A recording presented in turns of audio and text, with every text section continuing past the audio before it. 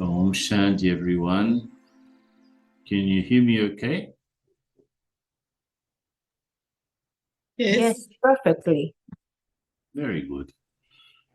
I was remembering, this is a fantastic topic that we don't normally talk about, actually. And so I thank you for suggesting the topic because you obliged me to think about it more deeply. And then I remembered so many things. I remember, for example, that Daddy Gulzar once said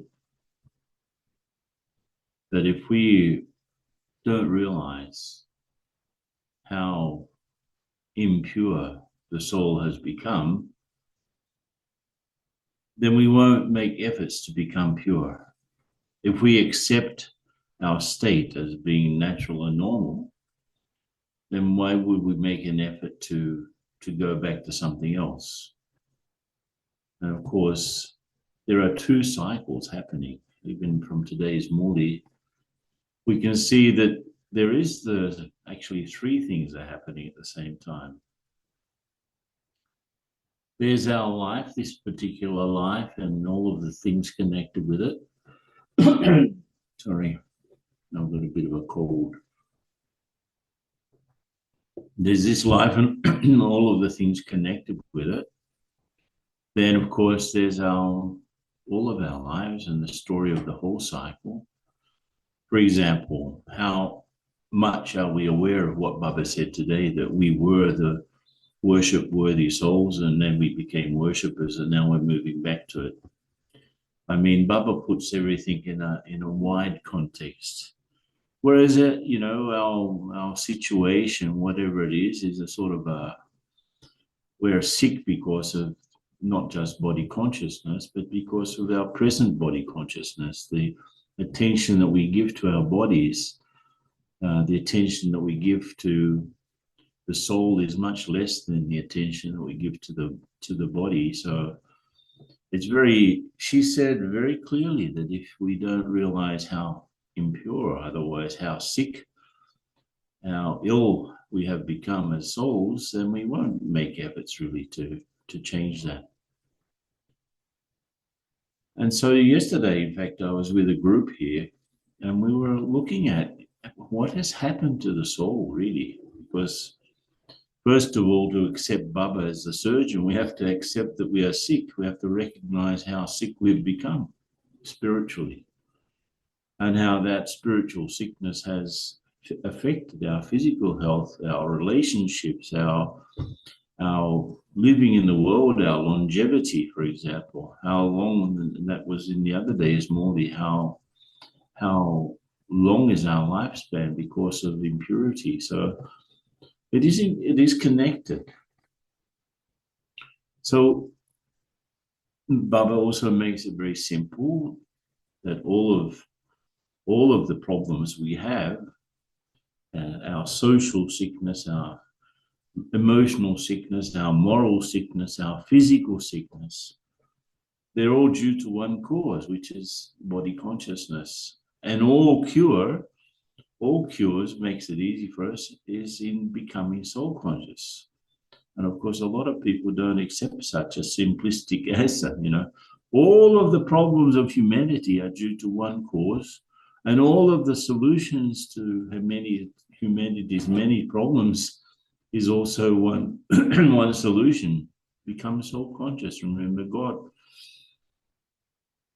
Anyway, Baba makes it easy for us because he has made a very correct diagnosis as our spiritual surgeon. He has seen that all things are due to one thing, all problems are due to one thing, and all solutions are also due to one solution. So he sees our karmic accounts and the things that we've been brought to, the brokenness of our lives, the brokenness of our relationships. And he also knows what we need to be healed. Today, Baba was talking about how the souls throughout the cycle were making efforts through devotion to get back to what they'd lost, but they don't realize what they'd lost. They don't realize that they're worshipping what they used to be. And that's a sad thing in a way. It's a fantastic plot for a book. You know, the souls fell and then they started to worship what they used to be. They started to make images of what they used to be. They started to make stories up about what they used to be. And in doing that, they forgot the one who could actually help us out of this. Like in Sunday's Murli, Baba says, in every Murli, there's something that Baba prescribes for us. And he, in the Sunday Murli, was saying that, well, basically you need a clean mind and a clear intellect. And the mind, and it's an interesting thing that we have to do, I've lately been making an effort to really have the bodiless experience. But what I've been doing is like, if I were at the moment of leaving this physical body, what will I take with me? I won't take my roles. I won't take my relationships. I won't take the things that I've collected in my life. I won't take anything. I won't take my body. I won't take this face that I'm so familiar with. I won't take my hands, which I'm so familiar about using. I won't take these eyes or these ears. I won't take anything. So how am I without anything? Just think about it. Let's stop for a moment. Imagine at this moment you're at the point of leaving the body. Everyone together, just think about it. You were at the point, and let's say you're at the moment where you lose all contact with everything that you've considered important in this life. You'll lose contact. Baba says when the soul leaves the body, all of that dissolves in a way.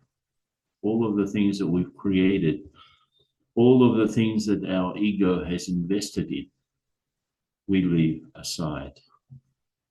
And Baba, on one side, he's in front of me. On the other, I'm leaving everything behind. So just imagine that moment. Nothing is pulling me, nothing is holding me. I'm not holding anything. Baba's in front of me. I don't have the connection with family members. I don't have a connection with work. I don't have worries about money or even the body itself because I'm at the point of leaving it. So if I can hold that image, the soul and God and really nothing else, the soul and God and really nothing else, just what I've done, the sanskars that I've developed. Maybe there are sanskars which are good, which have helped me, and maybe there are sanskars which are not, which I didn't do enough effort on, so they are there still. But the details, all of the details, I'm leaving. What I did, who I did it with, what happened, what I said, what someone else said, all of these sounds which are recorded in me, all of the scenes that are recorded in me, I'm leaving. I'm leaving.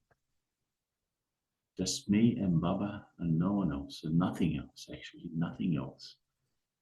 So if I can hold myself in that state, Baba used the word today, his legacy, what he is willing to us, what he leaves to us in his will, just peace, love, and happiness. Even the relationships that we've created in this life of service, also we're leaving even my BK connection, right? I'm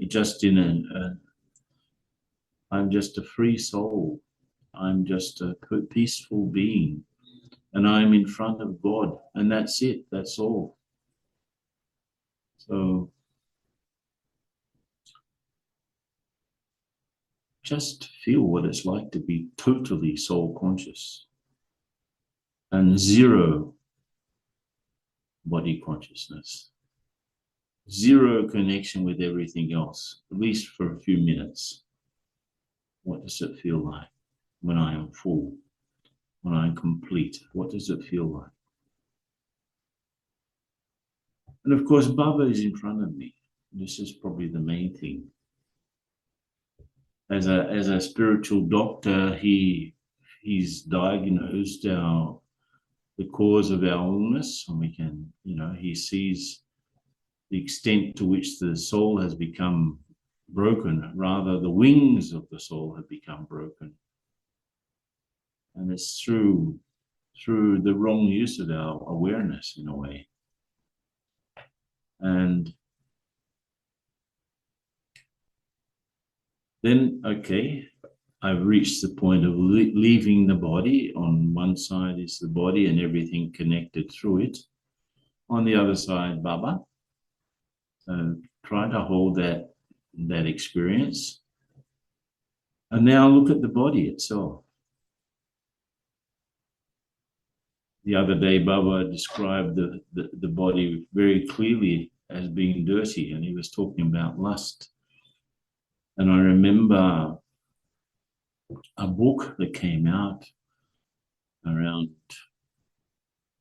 1995, I think, written by Brother Jagdish Bhai with the help of Bridgmohan Bhai.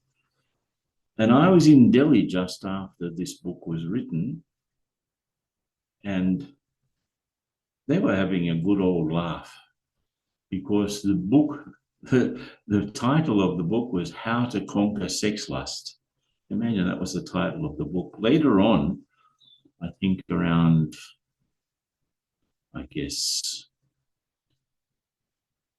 recently, actually, they changed the title to Brahmacharya, sort of how to reach self-realization or something like that, how to be really pure in this world as a subtitle.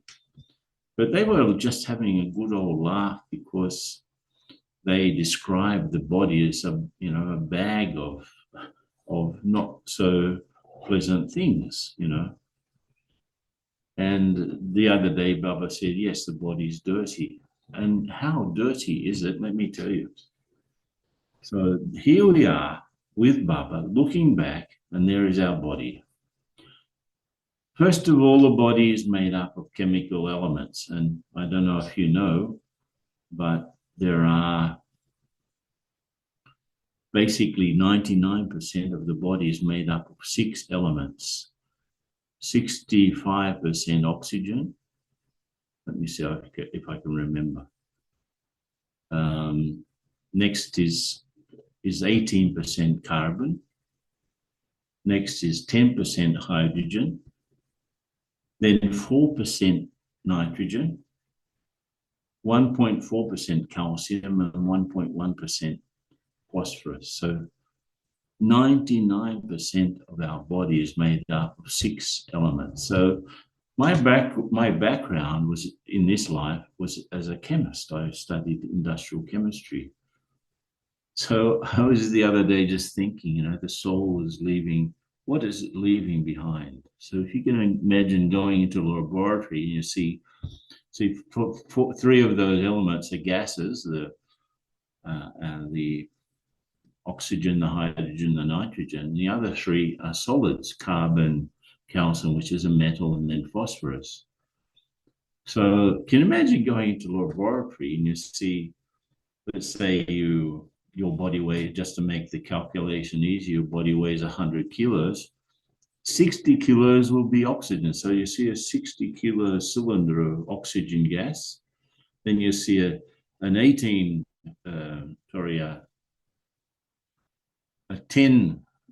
kilo cylinder of hydrogen and then a 4 kilo cylinder of nitrogen. Then you see a bunch of metals and powders on the table. And that's the body. That's the body. And somehow the body is composed of these elements. And the soul has two basic characteristics. One is to give life force to every single cell in the body, to the extent that when the soul leaves the body, every single cell starts to switch off. There's nothing there to keep it moving, to keep it alive, to keep it together even. So since there's nothing there to give it life and to keep the cells together, they start to disintegrate. And so the oxygen goes one side, the hydrogen goes somewhere else, the nitrogen goes somewhere else, and the soul has left those chemical elements behind. The other thing, the body, this is quite surprising in a way. So if I was talking about the dirtiness of the body, and this is where it really probably comes in, let's say the body has 68 kilos. Can make the calculation easy. You 30 kilos are actually human cells. Just 30 kilos of a 68 kilo body are human. The other 38 kilos are bacteria. There's trillions actually of bacteria cells. And of course, most of those bacteria cells are beneficial, some are not. So when Baba says the body is a dirty thing, it's actually a bag of human cells and bacteria. Isn't that incredible? And there we are, so attached to it and so attracted to it and so locked into it. And this is what body consciousness in the final analysis is to, I'm considering myself to be this bag of cells, or this bag of chemical elements, if you want to put it like that, which don't stay together. Even if you look at your body, it's not the same body that you had 12 months ago, because every time we breathe, every time we go to the bathroom, every time we have a drink of water, we eat something, there's a change, an exchange of these same elements. So they come and they go, they come and they go. Then at the end, I go and nothing comes with me, nothing, not one of those cells. So this is like, there's not even one atom in our body that's the same as it was 7 years ago. Can you imagine that? So I'm looking in an old photo. It's not a photo of me. It's not even a photo of the present set of chemical elements. It's what they were 7 years ago. So you start to reduce body consciousness down to its, its basics. How can I believe myself to be something that's so temporary? And of course, body consciousness, as I said before, the soul has two functions. One of them is to give life to the body, the life force. Those 68 trillion cells, let's say,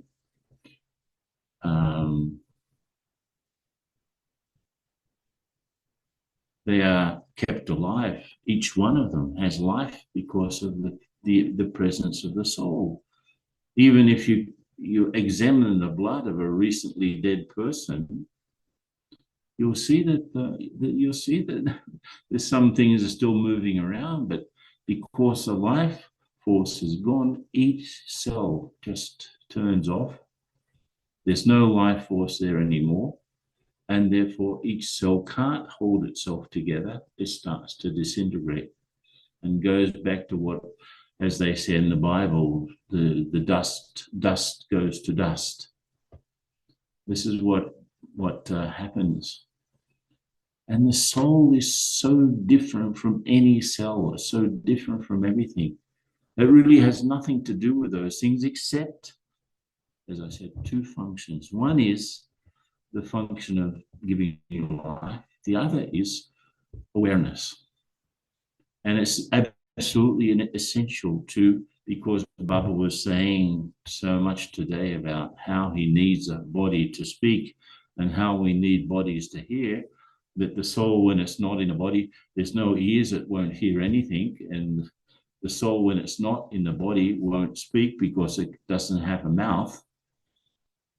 So we do need the body, but we are not the body. Even so, how Brahma, our Shiv Baba comes, and this is in today's Muli, Shiv Baba comes and uses Brahma Baba's body.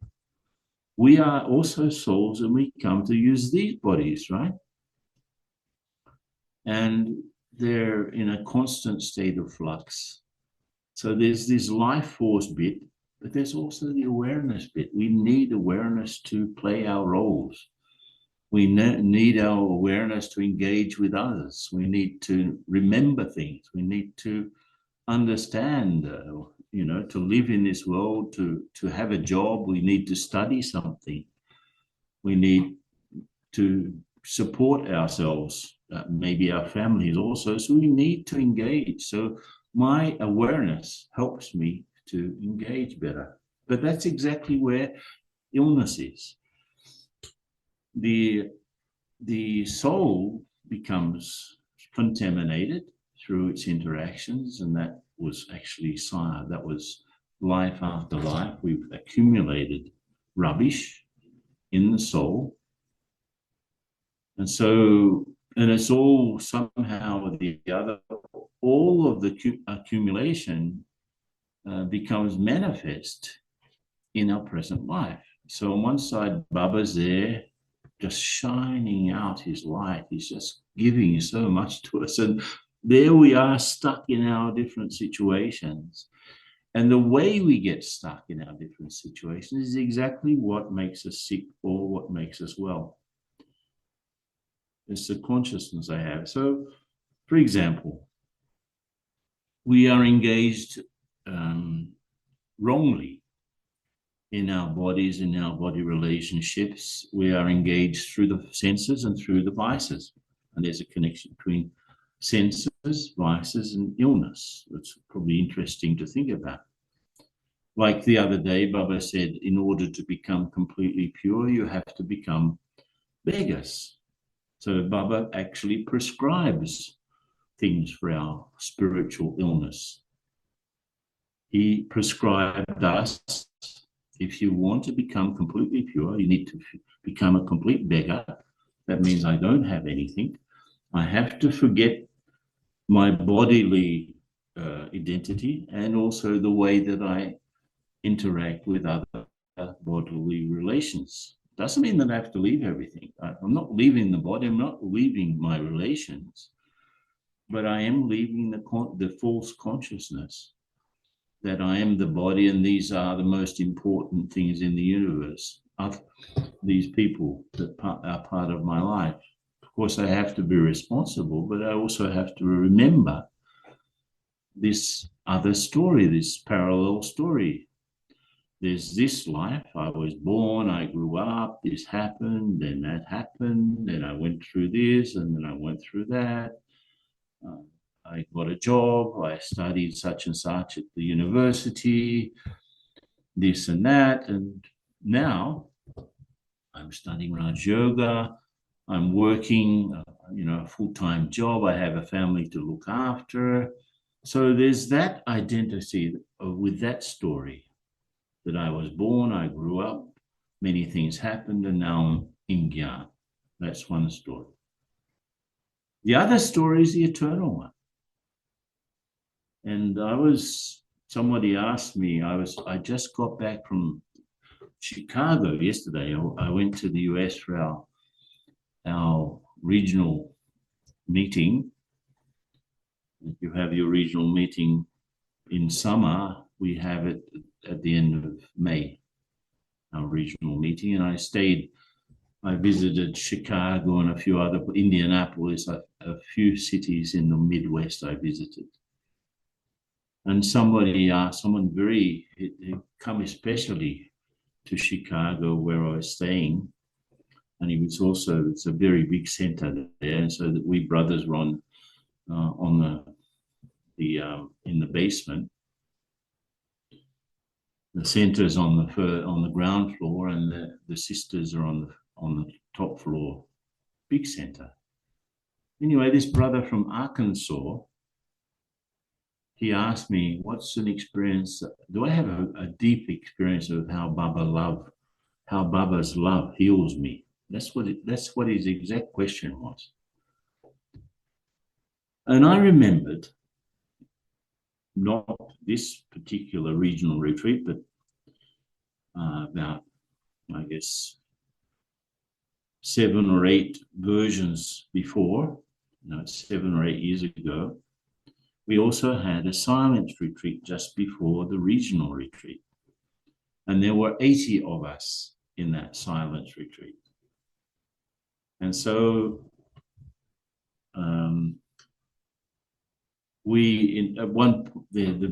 the room there in Peace Village is very big. It's called Inspiration Hall, very big. And so they'd set the room up with 80 chairs in a round, and in the middle of the round, in the middle of the circle, there was a beautiful arrangement of flowers. And there we were in silence for the whole day before, and this was in the afternoon of the second day of silence. So we'd started to accumulate some subtle experience. And I was sitting there in that circle, looking at the flower arrangement in the center, and I was aware of these 80 people sitting around, all Brahmins sitting around, also in a very deep state. Suddenly, I was pulled to the center of the circle, that I am the soul. It's like I am the soul, and I'm sitting here with God in the center of the circle, and I'm looking at, and I started to imagine if there were 84 bodies sitting around, and each of those 84 bodies was one body that I had, like this one, my first birth, this is my second birth, this is my third birth, and so on. And I was sitting in the center, looking at all of these bodies, pretending that they were my bodies that I'd had at some point in the cycle. And I was in the center. I am the same distance from all of my bodies as I am from this present one. That was the first thought I had. And secondly, I was sitting there with Baba, and he's saying to me, don't you have so much love for your role throughout the cycle? Like I was imagining I'm the soul in the center, and these are all of my bodies. And Baba said, can't you see the things from how I see them? That's what the feeling that was coming to me. So in that context, I'm the same distance from this body, this one here, from my previous body and the one before that and the one before that. I'm the same distance. I am the soul. And I had so much love for the whole cycle, in a way. And Baba was giving me such an experience of having so much love for the whole cycle, for every one of my births. And I felt so, I would say, well after that.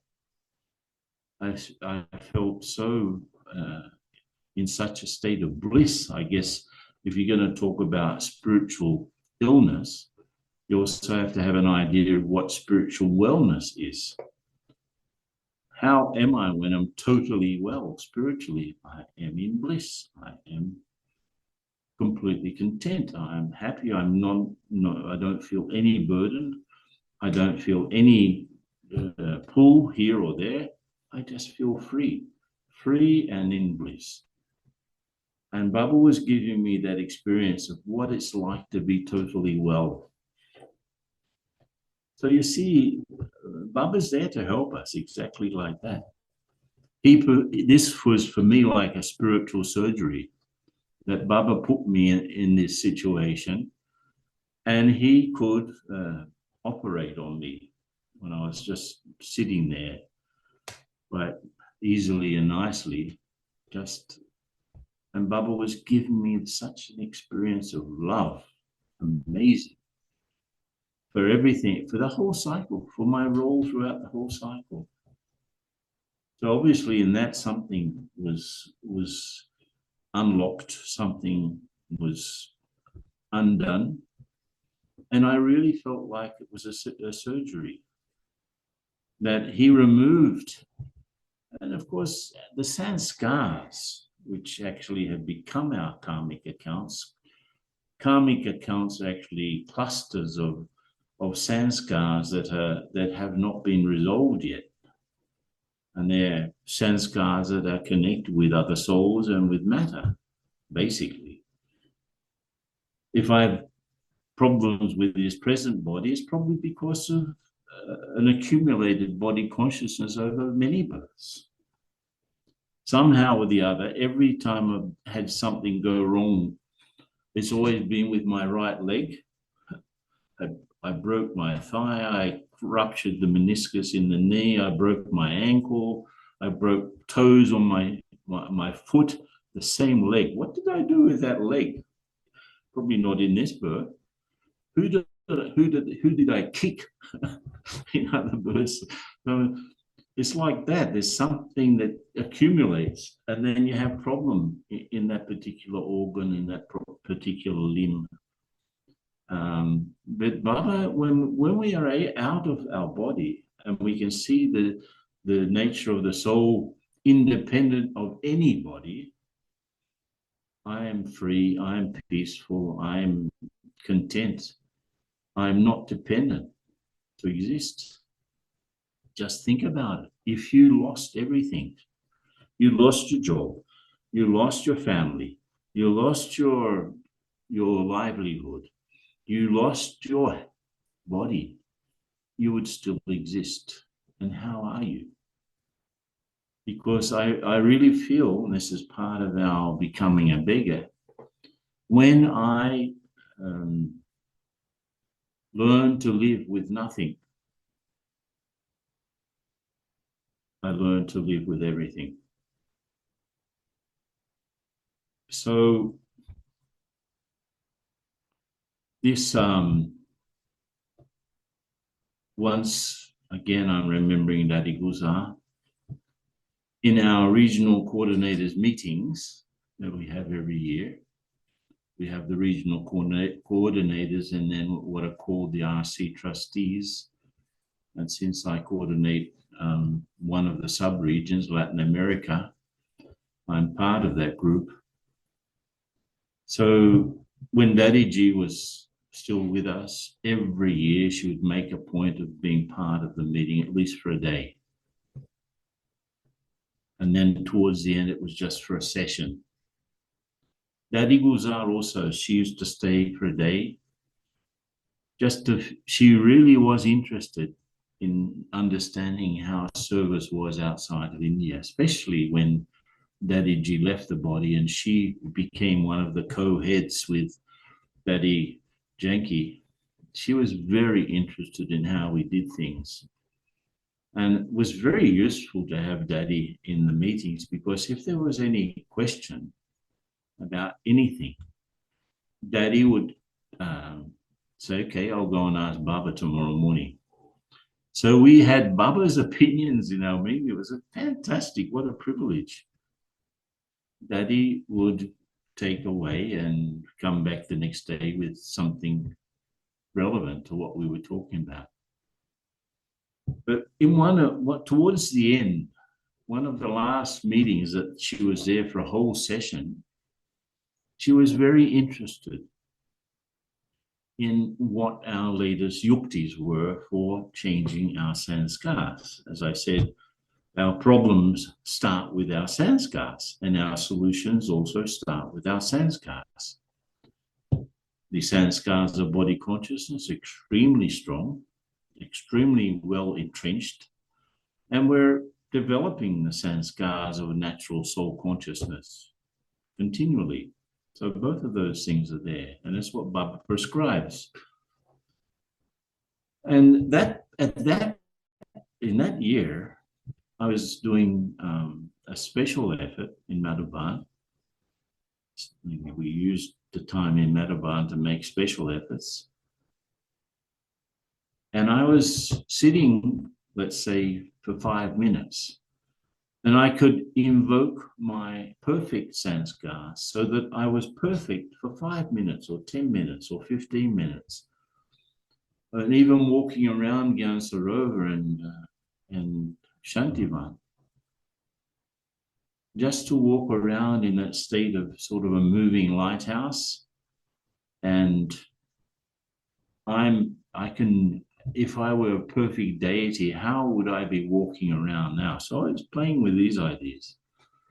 So when it got to me, I shared that, yes, this is what I was doing, that I know at this moment I have my sanskars of perfection, and so I can access them when I want. And Daddy listened to this. Everyone gave their yuktis, right? And I shared that this was my latest yukti, my latest sort of tactic. And Daddy said, very good, but it's not enough to become aware of your sanskars of perfection. You have to be aware of what particular sanskars bring you down. And you have to identify them, and you have to use Amrit Vela to take them to Baba. And so after that, and then it was very interesting because Gayatri, who was in the meeting also, she said, so can Baba was coming 2 days after that, can Baba talk about this more? About how to open yourself up to spiritual surgery in a way, how to open yourself up so that Baba can remove weaknesses. And so what happened was, and this was really interesting, Janti and Gayatri and a few others went to see Daddy Guzar. Mainly sisters can get in, brothers can't at that particular point. So they went to see Daddy, a couple of sisters from the RC meeting, and they asked Daddy, can you just remind her that you said that Baba could maybe talk about this tonight? So he was coming just after that. And so when we got into the Murli, right, everyone is there in that big hall, diamond hall, and Baba gives the Murli, and then he meets the different groups, and then the last group he calls up the double foreigners.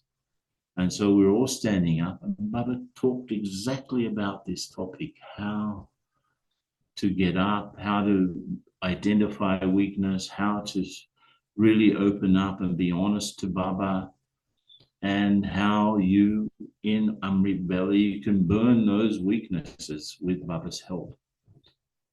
So it's incredible that, we have such a great doctor who can do that. He can remove remove negative sanskars, and in removing negative sanskars, he helps us to diminish and eliminate our karmic accounts. And he actually gives us like a new heart. He does a heart surgery sometimes, like I described before in the scene in Inspiration Hall in Peace Village. It was like a heart surgery that he did. And not only that, every single day he provides the medicine. He provides medicine for us to help us to stay healthy spiritually. Like the Murli is like a full prescription for the day, isn't it? That he gives us knowledge to help us to organize our perspective. He gives us his presence to help us to remove any burden. And he helps us to eliminate doubts, right?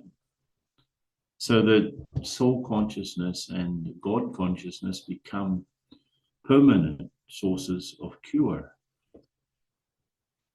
Last night, as I said, I was with a group of contacts here, And the topic was self-respect as an antidote for arrogance. So again, an antidote means sort of solution, sort of you've got a poison in you, and how that sort of the antidote you take, like you get bitten by a snake, then there is some antidote to it. If you take a poison, then there is some antidote that you can take to help. Otherwise, you may die physically. So, in a way, self respect is the antidote to arrogance. Of course, what is arrogance? It's just the ego pretending that it knows everything. It's the ego pretending that it is the leader of the soul.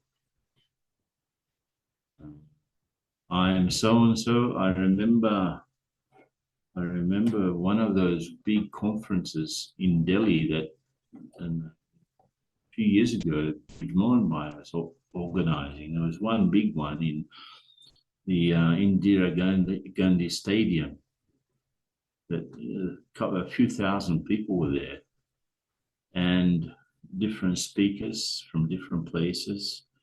And I was sitting in the front row because I also was there as a speaker. And they put all of these VIPs in the front row. So there was this guy next to me, and we were having a chat before everything started. And I can't remember, he was some very important lawyer, very important, he had a huge career. I think he may have been a judge even, I can't remember. But we're chatting away, and he says, can I give you my card? So we become interested in following up on different things that we've been talking about. So he gives me his business card, and there his name, I can't remember what it was.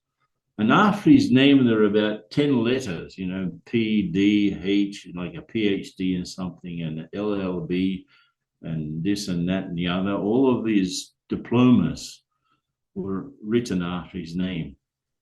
And on the back of the card was his whole CV, that he was a lawyer here at such an important firm, and then he was a judge here at from such a date, and then he was part of this, and he was part of it. So his whole CV was on a little card. Can you imagine how difficult it would be for someone like that to meditate unless he could leave all of that aside? I am not this name on the card. I'm not this educational qualification. I'm not this CV that's here. I am a soul, and I am God's lovely child, and I therefore have to be extremely humble. These are all things that I have temporarily, maybe, but from one birth to the next, you may be a PhD in mathematics. You leave the body, and a few years later, you have to start to learn how to count. 1 + 1 is 2, 2 + 2 is 4. You may have been a PhD in languages. Then a few years later, after you leave the body and take another one, b, b, b, ba, ba, ba, right? You have to learn how to speak again. So all of that is not me. I'm not what I've done. I'm not what I've become. I am the soul, and I'm with Baba. It's that simple. If I want to be this is what it is to be a beggar. I, as a soul, only have God, which is like Arjuna and Krishna in the Mahabharata. He decided to stick with Krishna, whereas Duryodhana, he wanted the whole army, right, to help him. And Arjuna said, I just want you. And it was obviously enough because he won. So I just have God. And that's enough for everything I need to do. Everything else is by the way, but I have God. So that's the sort of consciousness Baba wants us to create. And just the self-respect that we need. Because who is it? that teaches me how to respect myself is God. He teaches me how to respect. He teaches me what my true value is and how to keep my consciousness connected with that true value. That's enough. Right? Is that okay? Can we have a few questions? Maybe. Maria. Yes, there is just one question here. Somebody is interested about the date of the Murli, in which he called the double foreigners and shared what you shared before. Oh, I can't remember. Of course. It's around 8 years ago, but I can't remember. Yeah, sure. I'm sure about it. Yeah. I mean, it'll maybe by the topic you can look it up. I was talking about Amrit Bell at the double foreigners and how to use it. Maybe there you can look it up. I don't know. Sure. Yes, I don't see any other questions. Really, we are very deep into what you shared. And really, I think we should use the recording of today's lecture to remind us every day whatever you share. There is now another one. This morning, the Murli Baba said that everything depends on the role. Okay, this morning the Murli Baba said that everything depends on the role. Can you give some light on it? Light on it. Baba was talking about how just as he requires a body in order to play his role, the souls require bodies to play their roles. And if we were not here, we wouldn't experience anything, basically. We need the soul. And Baba often says that it's only when the soul is in the body that the mind actually works. So the faculties of the soul, mind, intellect, and sanskars, are also connected with role playing. But I am the actor, not the role.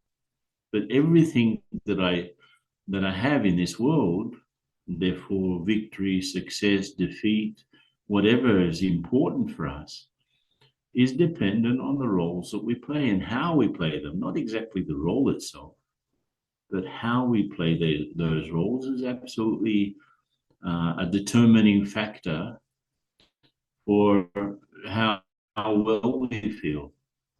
So if I have a role and I play it badly, Baba was talking about actors when they don't, they don't have a play, they stay at home, right? Nothing to do.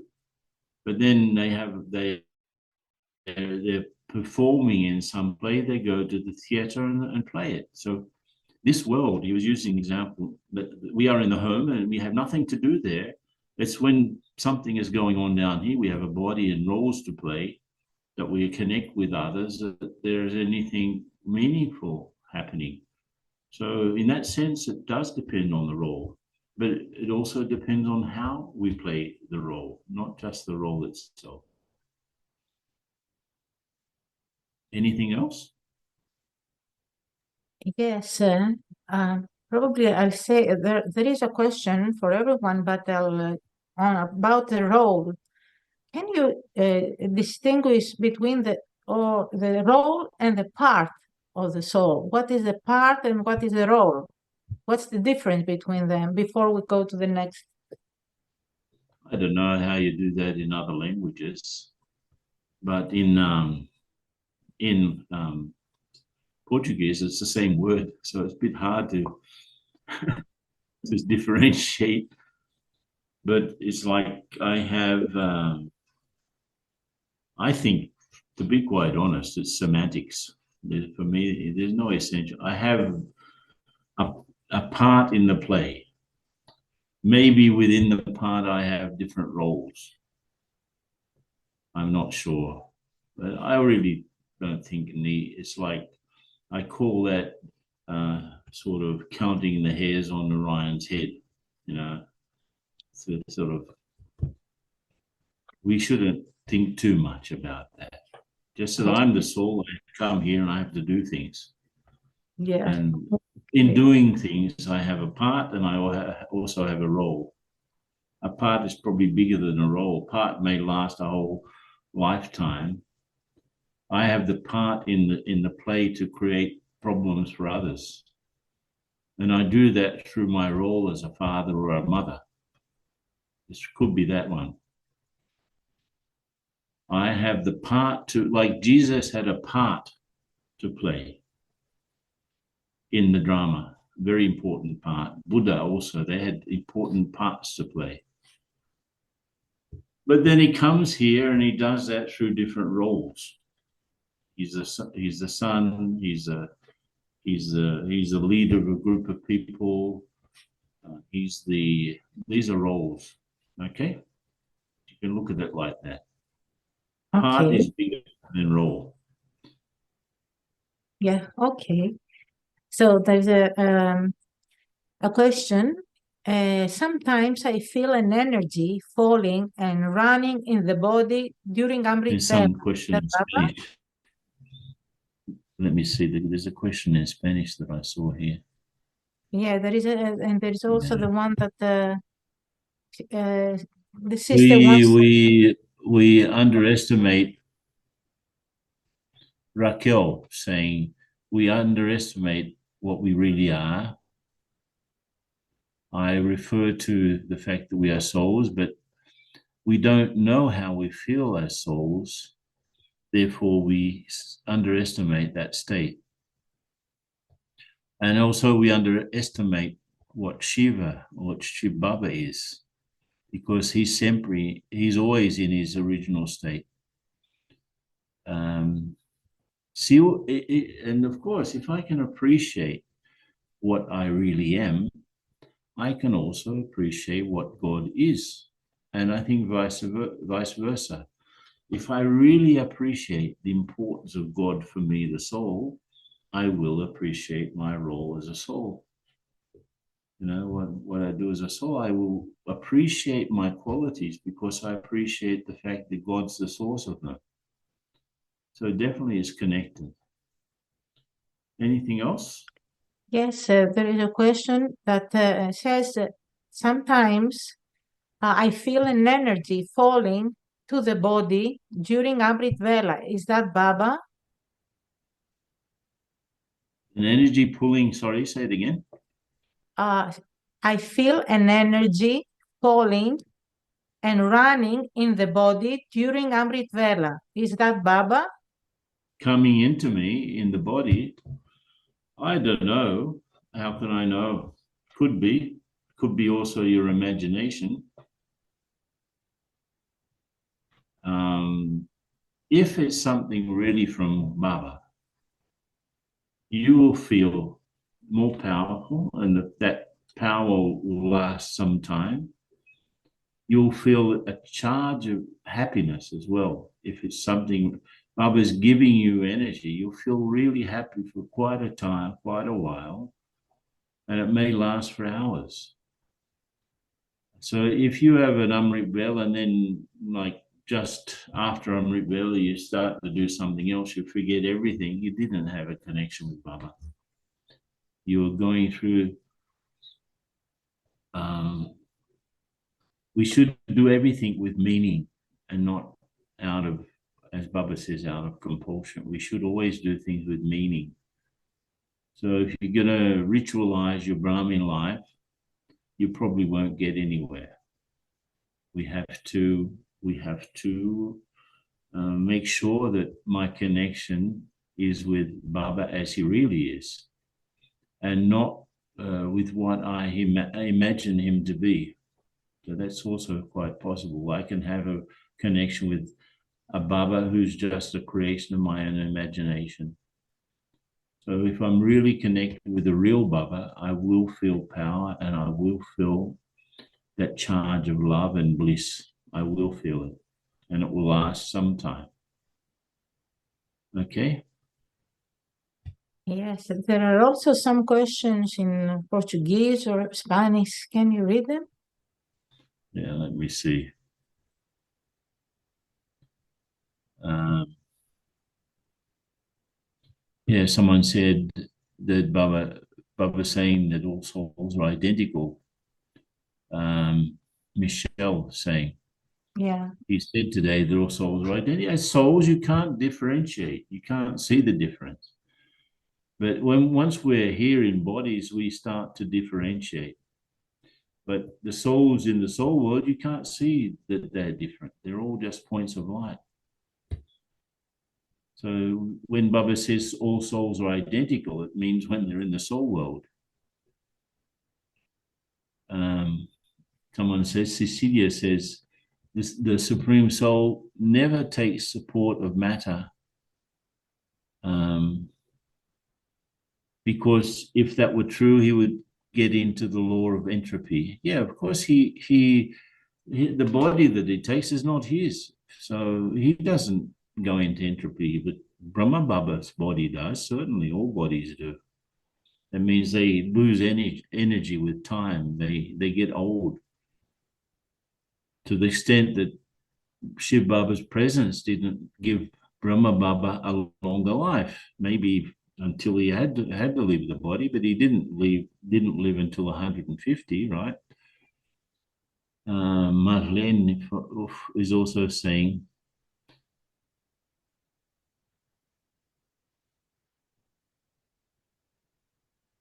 it's a bit hard to understand what she's saying. The role, is it hum so hum? I think that's what she's saying. Yeah, in a way, I'm going back to what I was. So everything I do will help me to get back to what I used to be or not. So it depends. And also How that, can we help others in the final scene? Someone's asking. yes, this one. How can we Uh, help others in the final scenes? well, when I first came into Gyan, I had a vision, the only one I ever had. And I was just two weeks after I first went to the center. I was making a cup of tea in the afternoon, and I suddenly saw myself in the future. And I was actually not even in a physical body. It seems like I was floating. And there was an earthquake. So I was in a place where there were big mountains. And the earthquake was a huge earthquake because the big crack was opening up in the earth and people were falling in the hole. And I was just telling people, don't worry. This is necessary. All that's happening is we're going back home. The soul will not suffer, just the body. That's what I was telling people that I saw in this vision. Don't worry. And then since I was in London, so I went that evening, I went to the center and talking to Sister Sudesh. What is this? What happened? And she said, yes, this is like, first of all, we have to be beyond the scenes of the final scenes, and then we can extend the hand out to others. If I'm suffering because of what I'm seeing, I can't help.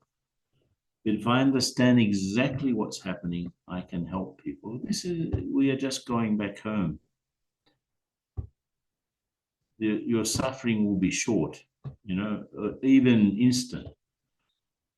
instant suffering, and then that's it. The soul is, and this we've done so many times, so it's not a big deal.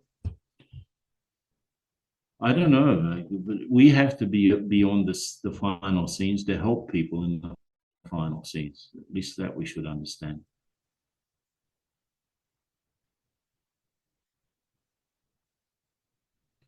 Okay.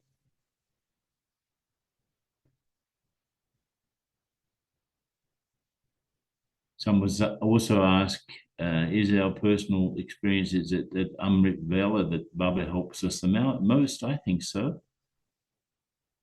I think so. It's when Baba is really available and we are not involved in anything. It's if I can really make the most of my Amrit Bela, then I'll get the most help.